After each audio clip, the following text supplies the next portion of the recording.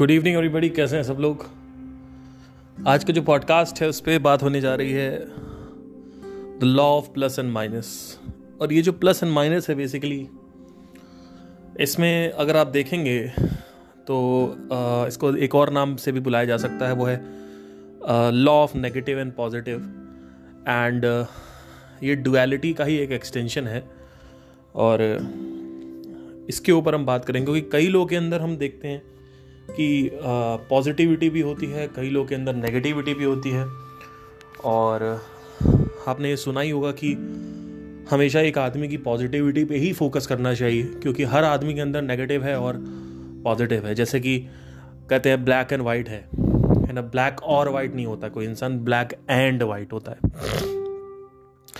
तो सवाल ये आता है कि ठीक है, कोई पॉजिटिव एंड नेगेटिव दोनों है तो हम उस पर फोकस करें, बट कितना फोकस करें। मतलब कोई आतंकवादी है, उसने किसी को गोली मार दी और वो मान लो पूजा करता है या गरीबों में दान करता है, तो क्या हम उसको उस पर ध्यान दें और गोली मारा उस पर ध्यान ना दें?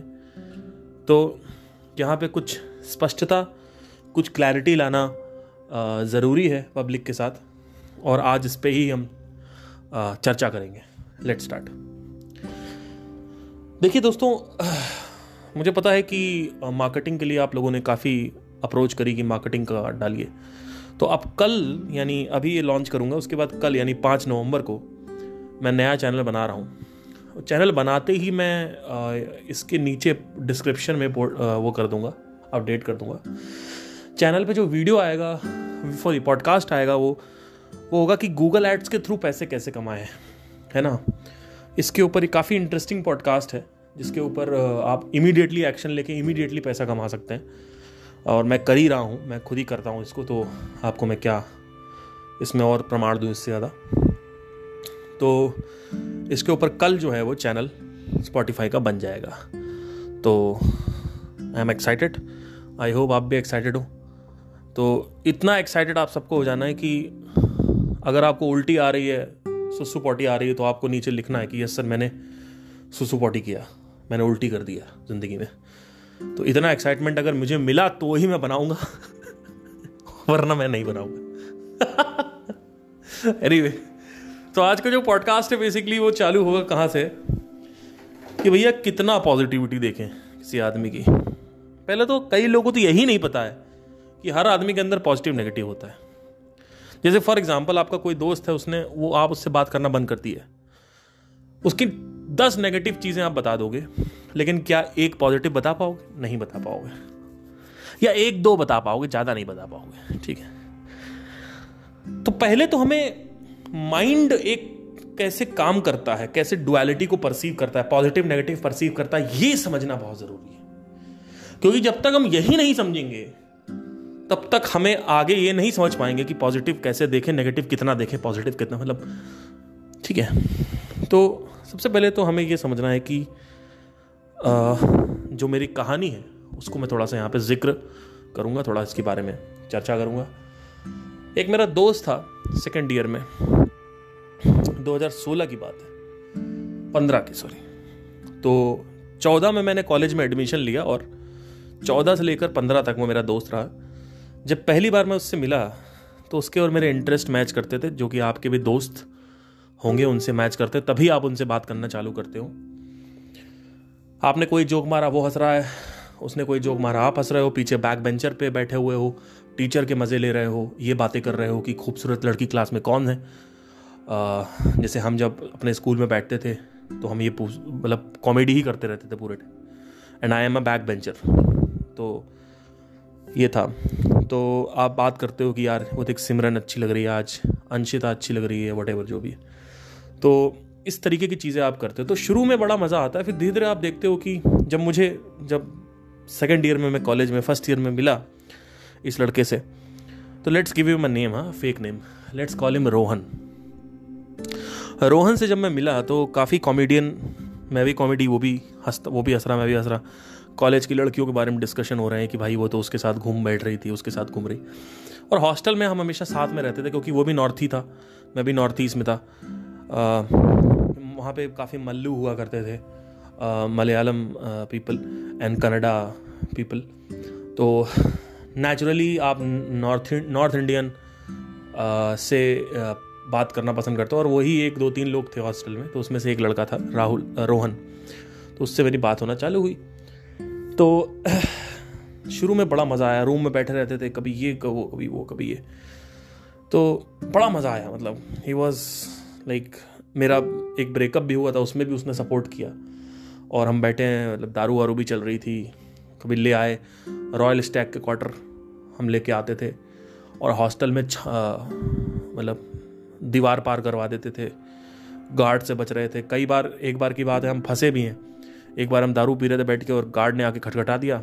हॉस्टल के जो चेयर क्या बोलते हैं उसको, हॉस्टल ओनर बोलते, क्या बोलते हैं, is a term for that, hostel manager या जो भी था, तो वार्डन आ गया। और पहले वो आया, उसने देखा कि थोड़ी देर में हमने खोला, तो मैंने कहा कि आप बोतल उठा के पीछे छुपा दिया, खिड़की के पीछे, और वो एक सिंगल रूम हुआ करता था। तो वो आया अंदर, उसने पहले ही पता था कि ये लेट खुला है दरवाज़ा, तो खट खट खट खट खट नहीं खुला। चल जल्दी कर भाई, जल्दी कर, ठीक है, पीछे छुपा दे, यहाँ दीवार के पीछे छुपा दे। 1 मिनट बाद दरवाजा खोला हमने, मतलब 60 सेकंड तक वो खटखटाता रहा। वो समझ गया कि ये दारू चल रही है। कहीं से उड़ती हुई खबर आई थी उसके पास, किसी ने बताया था। अब किसने बताया था मुझे नहीं पता, किसी या तो हमारे दोस्त, कोई साला दुश्मन था, उसने बताया था, और उसी ने ही कहीं ना कहीं बताया होगा, क्योंकि साले सब दुश्मनी होती थी आपस में तो किसी ने बता दिया होगा। तो वो तो आज तक पता नहीं चला, बट वो आया, उसने महक लिया, क्योंकि दारू की महक होती है, तो उसको पता था कहीं छुपाया होगा। तो खिड़की विड़की खोला, उसने देखा कि भाई कहाँ है, क्या है इशू। और इतने हम लोग बेवकूफ़ थे कि हम खिड़की से बाहर ही फेंक देते बोतल, वो जाके नीचे पार्क में गिर जाती।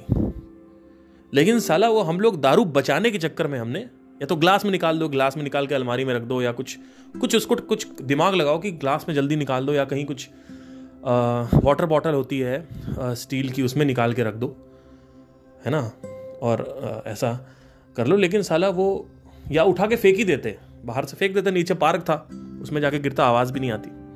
लेकिन बचाने के चक्कर में हमने पीछे छुपा दिया। वो आया, देखा, उसने उठा लिया, और सीधा मेरा और उसका जो है सस्पेंड करने का नौबत आ गई, क्योंकि चीफ वार्डन तक बात चली गई थी। तो फिर मेरी मदर आई, और उसके भी पापा बुलाए गए। पापा उसके नहीं आए, क्योंकि मैं 2 बार फंस चुका था, वो 1 बार फंसा था, तो दूसरी बार था मेरा। तो मेरे को बोला कि आपका तो आने ही आने। जब वो वार्डन आए मेरे पास, तो बोलते हैं कि चीफ वार्डन आर्मी के थे, और हम लोग ईडीयू बिल्डिंग, यानी जो मेन बिल्डिंग थी यूनिवर्सिटी की, वहाँ बुलाए गए। वहाँ पे सारे लोग बैठते हैं, ये सारे डीन वीन, वाइस प्रेसिडेंट सब बैठते हैं वहीं पे। तो हम वहाँ बुलाए गए। वहाँ पे हमें वार्डन के ऐसे अंदर हम एंट्री लिए, और वो भाई उसने आर्मी मैन की तरह चिल्लाना चालू कर दिया, और बहुत तेज चिल्ला रहा था। तो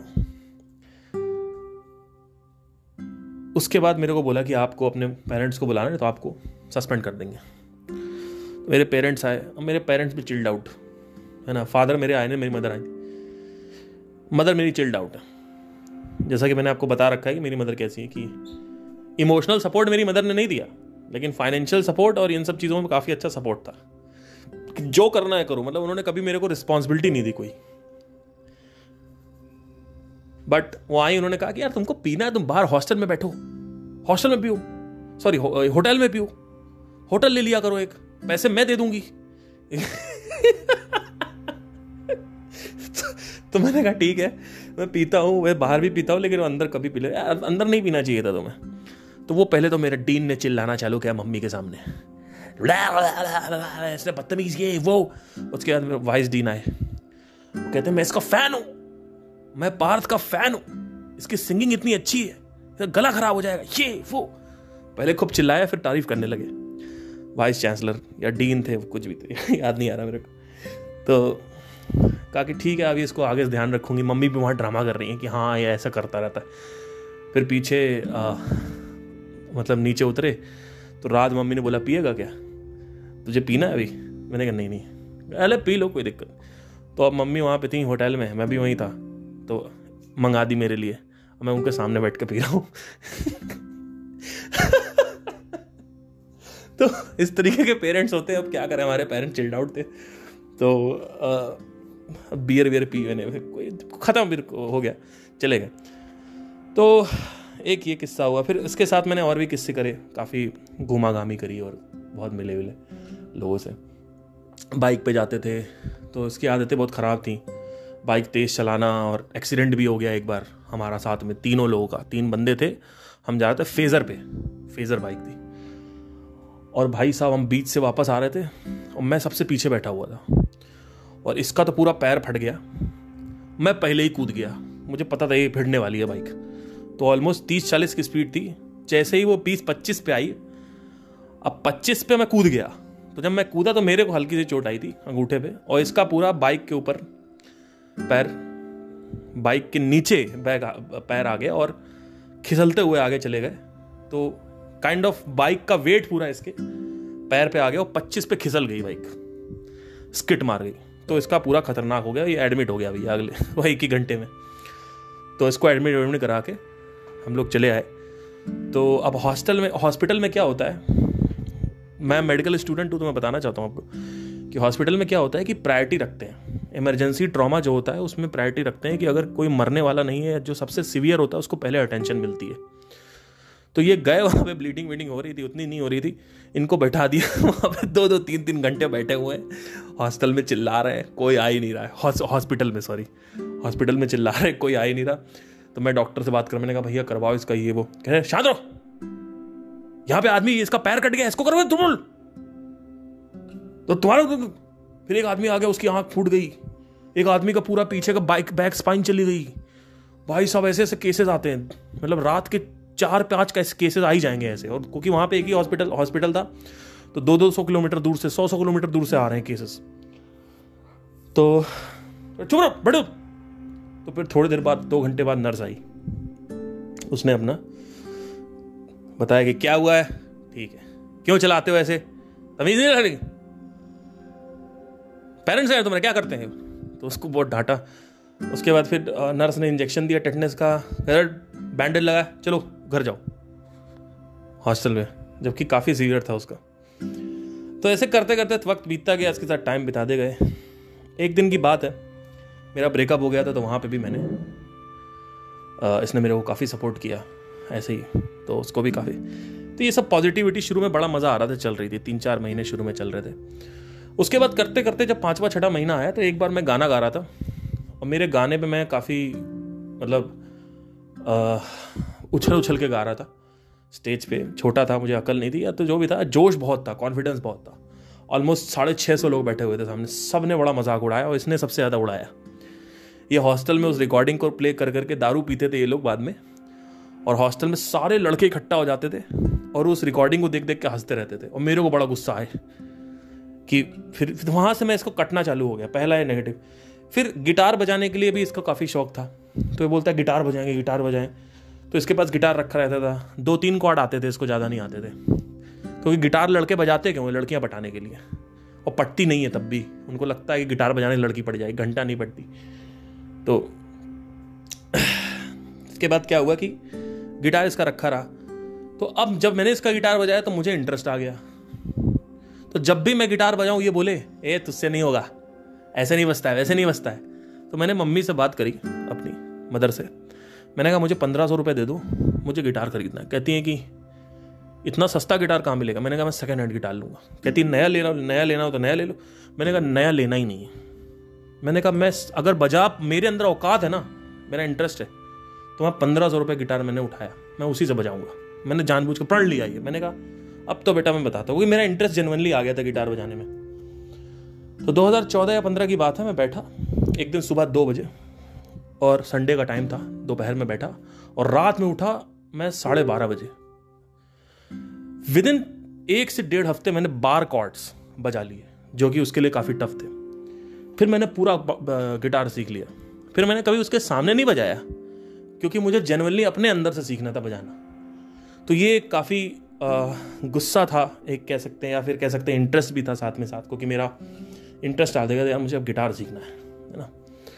तो वो मैंने सीख लिया 2-3 महीने में, और आज गिटार से काफ़ी अच्छी मेरी पेमेंट जो है बढ़ जाती है। अगर आप देखेंगे तो हमारे बैंड में या कहीं भी हम परफॉर्म करते हैं तो ये था। तो उसके बाद क्या हुआ कि धीरे धीरे से मेरे को नेगेटिविटी आने लगी और कटने लगे, और फिर फाइनली मैंने इसको छोड़ दिया। मैंने कहा अब इससे बात नहीं करूंगा। सारांश क्या है कहानी का?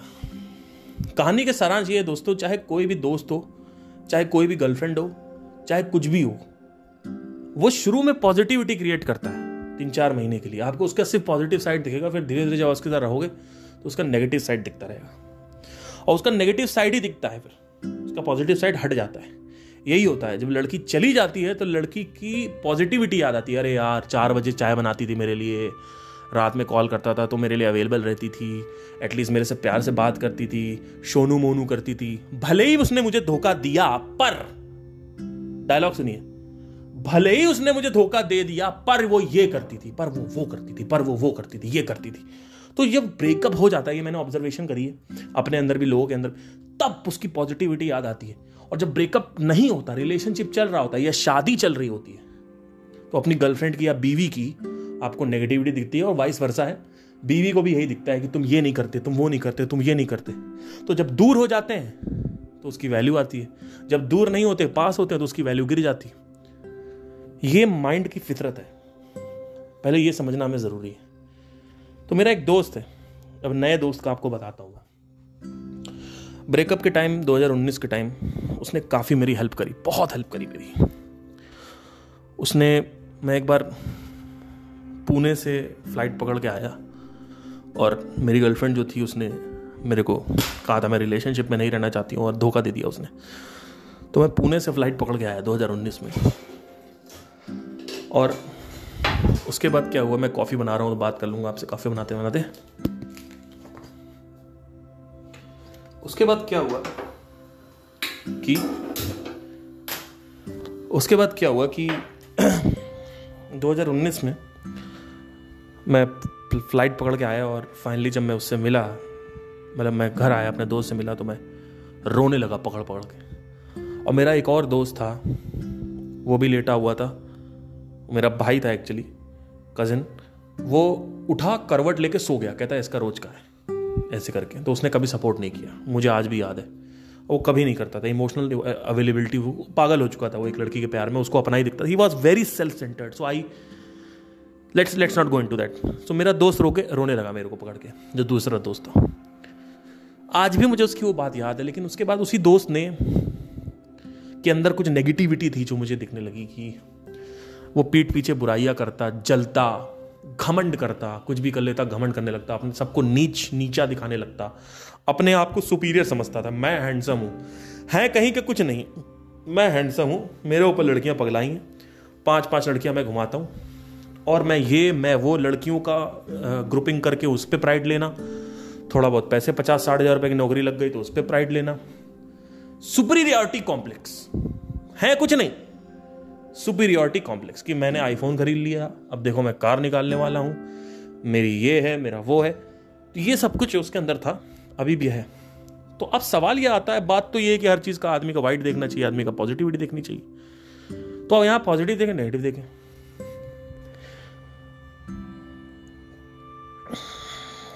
यहां पे आपको वजन देखना पड़ेगा कि वजन क्या है। देखो, जब मेरी गर्लफ्रेंड ने मेरे को धोखा दिया तो उसके अंदर सिर्फ पॉजिटिविटी ही दिखती थी, पर जब धोखा दिया तो वो एक नेगेटिव पॉइंट था कि उसने अनलॉयल हो गई, वो डिसलॉयल हो गई।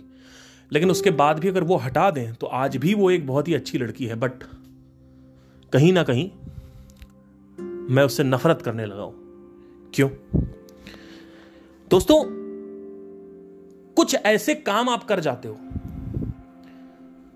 जिसमें आपका सारा का सारा जो भी पॉजिटिविटी है वो खत्म हो जाती है। तो वजन होता है, हर एक कार्य का वजन होता है। अगर आप 100 नेगेटिव करोगे ना, 100 पॉजिटिव करोगे, तो एक नेगेटिव उस पर भारी पड़ता है। 1:100 का यहां पे वजन है। मतलब एक नेगेटिव करोगे तो वो है आपका 100 किलो का, और एक पॉजिटिव करोगे तो वो है आपका 1 किलो का। तो नेगेटिविटी हमेशा बड़ी होती है पॉजिटिविटी से। जब हम बोलते हैं कि पॉजिटिव साइड देखनी चाहिए, तब हम बात कर रहे हैं ऊपर के लेवल पे। कि मान लो आपकी पत्नी है, थोड़ा ज्यादा बात करती है, या आपको बोलने नहीं देती, या आपको थोड़ा सा रोक टोक करती है ना। एक है कि आपको रोक टोक करेगी, ये मत करो, ये वाले कपड़े मत पहनो, आज घर जल्दी आ जाना, नहीं यहाँ नहीं जाना है, वहाँ नहीं जाना, ठीक है। एक है कि कहीं जाना ही नहीं है, मेरी पूजा करो, मेरी आराधना करो, मेरी उपासना करो, किसी दोस्त से मत मिलो, मेरे पीछे पड़े रहो, मेरा ये मैं।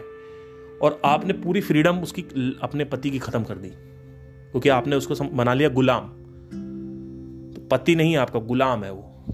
तो अब क्या होगा कि अब आपका जो पलड़ा है वो नेगेटिविटी का ज़्यादा भारी हो रहा है। भले ही आपने 50 पॉजिटिविटी करी है कि आप उसके रात में खाना बनाते उठ के, आप उसको रात में हक करके सोते हो, अगर वो उसको एक्सीडेंट हो जाए तो आप उसकी अपनी किडनी भी दे सकते हो, है ना, आप उसको बचाने के लिए कुछ भी कर सकते हो, है ना।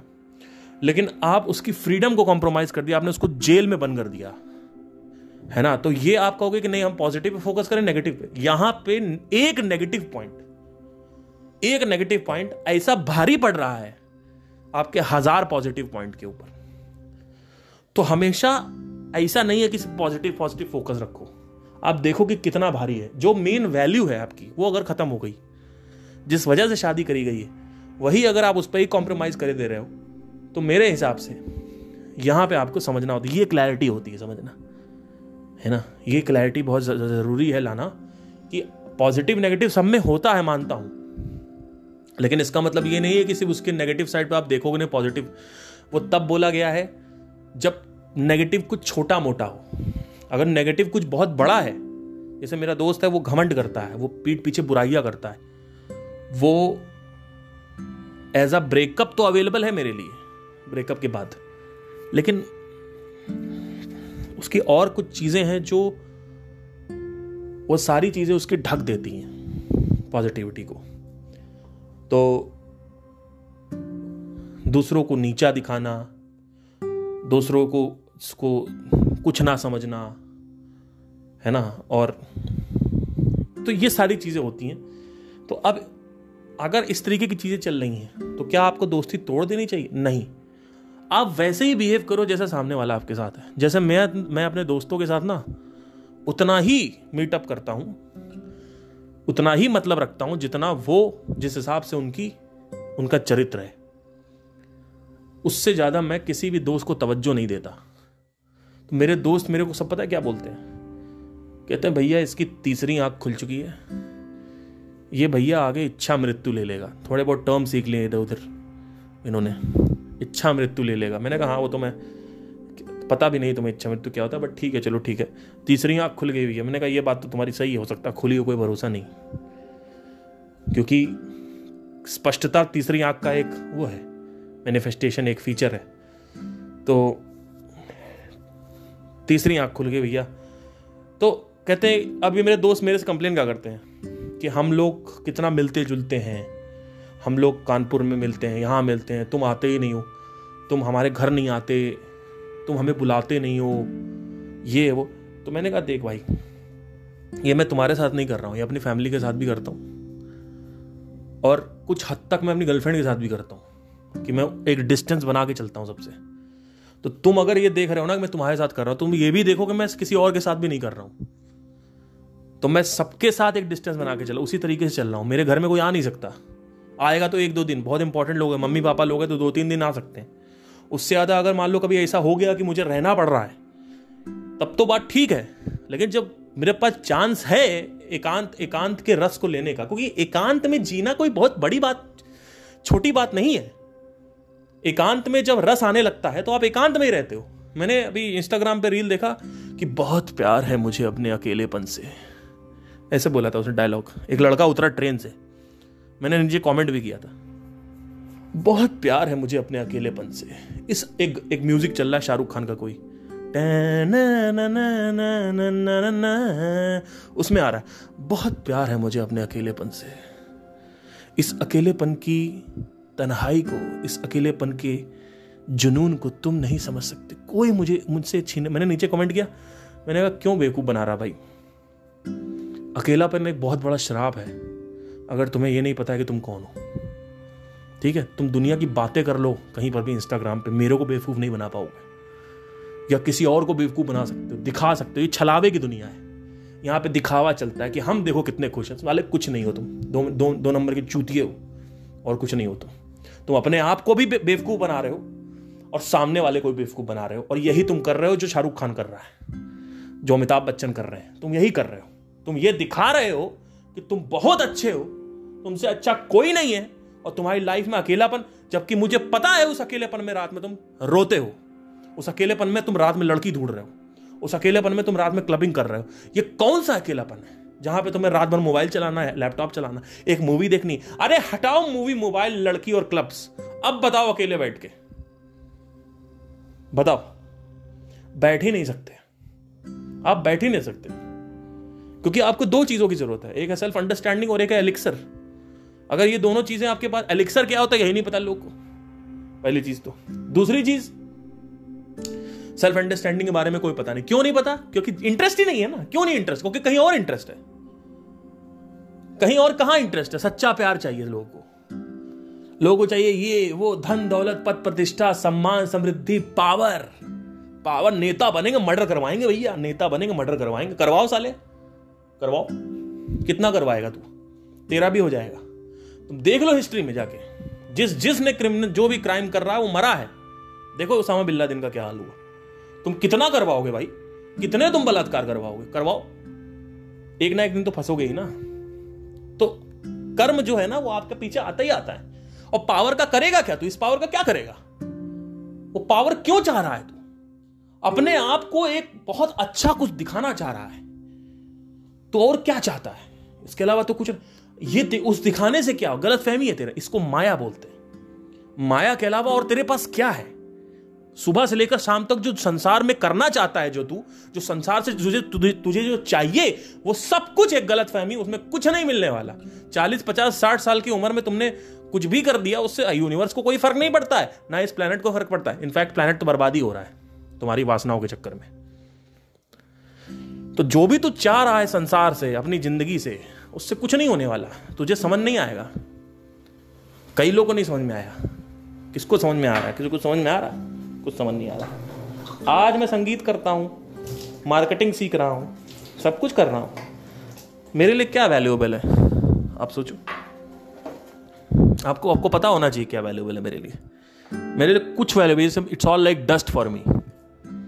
ये सारे गामा पादा नीसा सानी, लोग इसकी उपासनाएं करते हैं। It's all dust, because it doesn't matter if you sing सारे गामा पादा नीसा और not. It does not matter in the grand magnitude of this universe, in the grand vision of this universe. It does not matter, sir. It does not matter whether you populate the Mars or not. It does not matter from the vision of universe.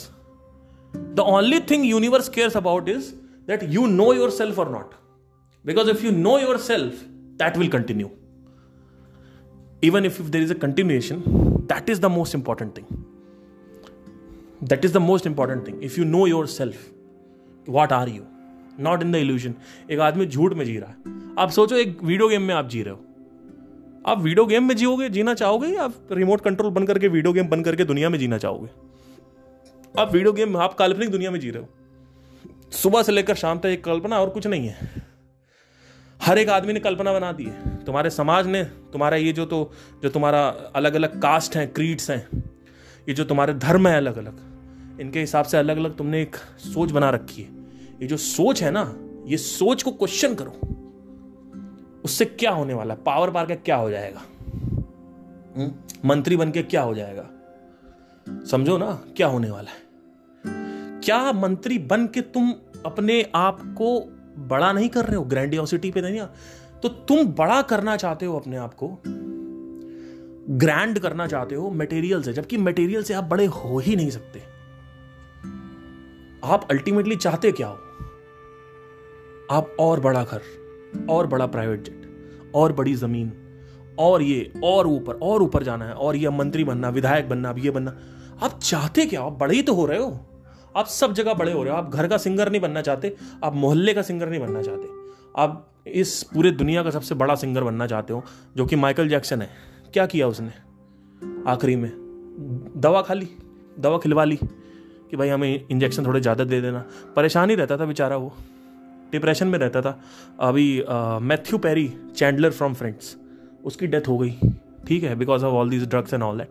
तो क्या है ये सब? और in fact Matthew Perry ने तो एक बहुत अच्छी बात बोली थी कि जिम कैरी का डायलॉग है, I want all of you to fulfil your desires so that you know that is not the answer. So you want to be grand ultimately, because being grand will make you happy. That is the ultimate goal. अभी तुम्हारी 1000 करोड़ की आ गई, अब तुम 2000 करोड़ पे target कर रहे हो, उससे क्या फर्क पड़ता है? 80 साल की जिंदगी में तुमने जवान और ये सब मूवियां निकाली और बड़ी मूवी निकाल दी, उससे फर्क क्या पड़ता है इस दुनिया को? उससे तुम्हारे जीवन में, तुम्हारी वृद्धियों में क्या फर्क पड़ता है? तुम एक अभिनेता बन गए बहुत अच्छे, उससे लाइफ में आपकी ग्रोथ का क्या कनेक्शन है? क्या कनेक्शन है बताओ?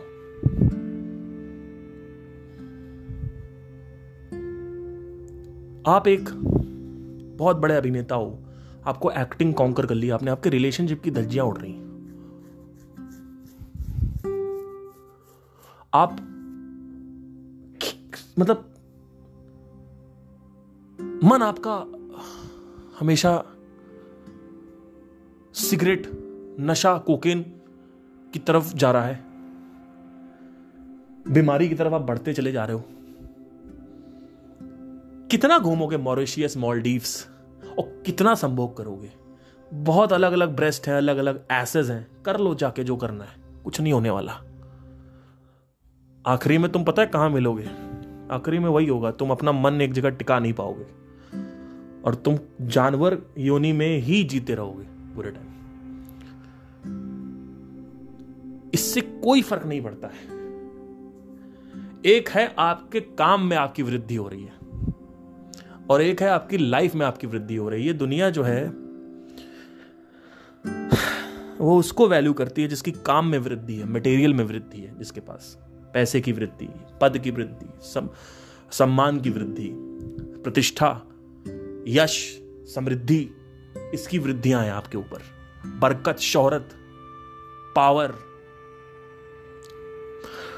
इसकी वृद्धियां हो रही हैं. इस वृद्धि को वैल्यू अगर आप करोगे ना, तो 80 साल की जिंदगी में आपने कुछ नहीं किया. It is like a dust in the realm of universe. जब नील आर्मस्ट्रांग और ये सब मून पे गए और वहां से खड़े होकर देखा, तो उन्होंने देखा कि इंटरनेशनल पॉलिटिक्स, जब वो सोच रहे थे वहां पे, इंटरनेशनल पॉलिटिक्स, पॉलिटिशियंस, ये वर्ल्ड वॉर्स, जब वो सोच रहे थे वहां पे, उन्होंने सोचा कि ये क्या करते हैं हम लोग. वहां पे खड़े होकर उनके पता है क्या थॉट थे कि it is like a stupidity.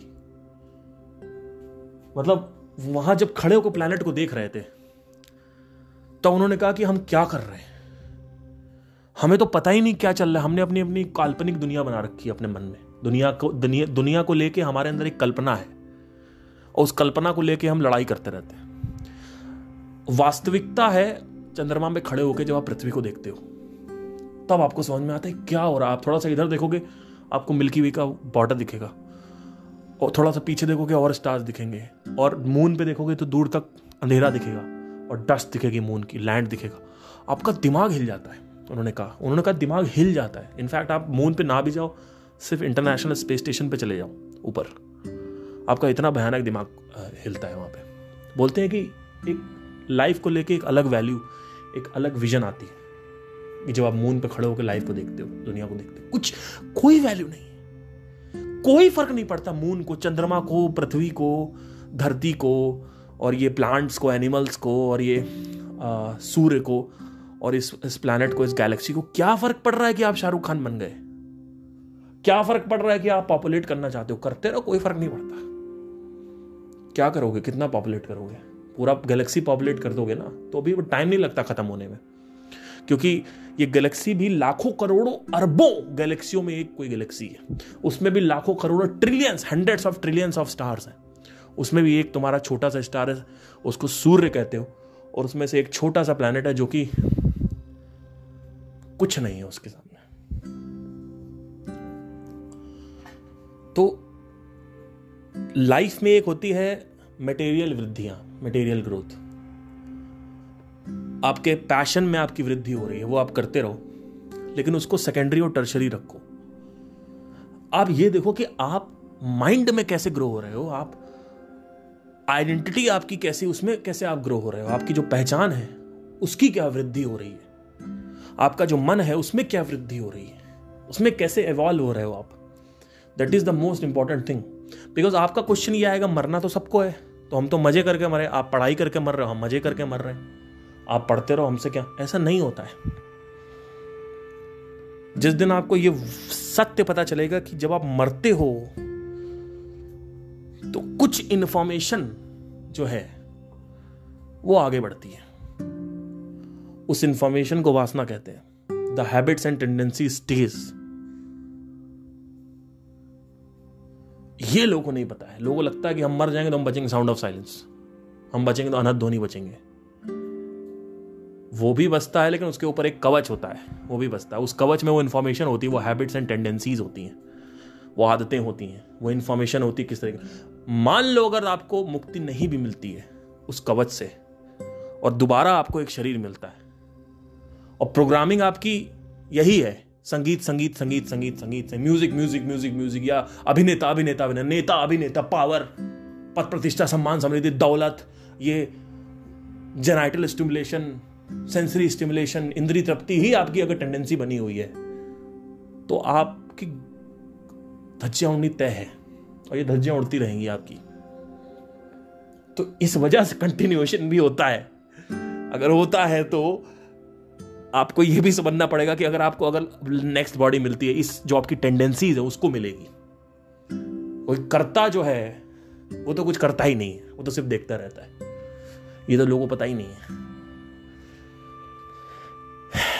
तो हर एक व्यक्ति में अगर आप पॉजिटिव और नेगेटिव देख भी रहे हो तो आपको यह समझना है कि उसका नेगेटिव कितना भारी पड़ रहा है, कितना ज्यादा उसका भारीपन है उस पर। और अगर वो भारी है बहुत ज्यादा तो उसकी पॉजिटिविटी वो गिरा देता है। तो आपको उसी तरीके से बिहेव करना है जैसा सामने वाला आपके साथ रख रहा है। अगर वो थोड़ा बहुत ठीक ठाक रख रहा है तो ठीक ठाक रखो, अगर वो ठीक ठाक नहीं रख रहा है तो उसको छोड़ो, हटाओ। और अगर वो बहुत अच्छे से रख रहा है तो बहुत अच्छे से रखो। तो आपको क्या करना है बेसिकली, जैसे मेरे दोस्त है वो बोलते रहते भाई तू तो किसी से मतलब ही नहीं रखता, तो वो मैं उनसे बोलता हूँ भाई तू देख ले मैं किसी और से किससे मतलब रखता हूँ। मेरे माँ बाप से भी मैं बहुत मतलब का मतलब रखता हूँ, तो मैं वैसा ही हूँ सबके साथ। क्योंकि जब जरूरत पड़ती है ना दोस्तों, तो ना माँ बाप काम आते हैं, ना तुम्हारी गर्लफ्रेंडें काम आएंगी, और ना ही तुम्हारे मित्र यार काम आएंगे। सिर्फ सेल्फ अंडरस्टैंडिंग काम आती है दोस्तों। ये दुनिया जो है ना, ये नोच खाने वाली दुनिया है। ये दुनिया सिर्फ और सिर्फ अपने आप के बारे में सोचती है। और आप कमरे में पड़े हुए हो, आप रो रहे हो, आपकी धज्जियां उड़नी है, तो आप कनेक्ट कर रहे हो दुनिया से। दुनिया से कभी कनेक्ट मत करो, कनेक्ट करो खुद से। जिस दिन आप खुद से स्वयं से कनेक्ट करने लगते हो उस दिन आप एक कॉन्करर बन गए। अब आप सेल्फ परवेडिंग हो, अब आप सेल्फ सस्टेनिंग हो, अब आप सेल्फ इवॉल्व हो रहे हो, अब आप सेल्फ डिपेंडेंट हो, अब आप आत्मनिर्भर हो। अब आपको कोई नहीं छोड़ सकता, मतलब अब आपको कोई रोक नहीं सकता। अब आप किसी के सहारे पे नहीं हो, आप किसी बैसाखी, किसी व्हील चेयर पे नहीं हो। नहीं तो आदमी बैसाखी ढूंढ रहा, और क्या ढूंढ रहा। एक लंगड़ा चलना चाहिए उसको इंडिपेंडेंटली, या बैसाखी ढूंढना चाहिए? बैसाखी ढूंढ रहे हो, और क्या कर रहे हो?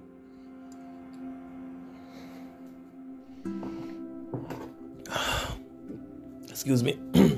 सुबह से शाम तक बैसाखी ही तो ढूंढ रहे हो, और क्या कर रहे हो तुम? लंगड़े, मानसिक लंगड़े हो तुम मन से, और तुम बैसाखी दो। बैसाखी क्या है? शादी करा दो, सच्चा प्यार दिला दो, दौलत दिला दो, पद दिला दो, प्रतिष्ठा दिला दो, समृद्धि दिला दो, सम्मान दिला दो। यही तो ये बैसाखी है तुम्हारी। ये बैसाखी लेकर भी तुम्हें सिर्फ भासता है कि तुम चल पा रहे हो। एक्चुअली में अभी भी तुम लंगड़े हो तुम लंगड़े, बस तुम्हारे पास बैसाखी है। वो बैसाखी बीच बीच में आपको चलाती है, बीच में फिर छोड़ देती है, फिर आप वापस लंगड़े हो जाते कुछ टाइम के लिए, फिर आती है, फिर चढ़ाती। तो आपका काम चल रहा है बस, और वो काम चल रहा है, वो एक टाइम वो भी नहीं चलेगा। उसके बाद थोड़ा टाइम बाद वो भी आपको फिर से आपको बोझिल हो जाओगे आप, और फिर आप लंगड़े हो जाओगे। तो आपको ये क्वेश्चन करना है, भैया चले कैसे?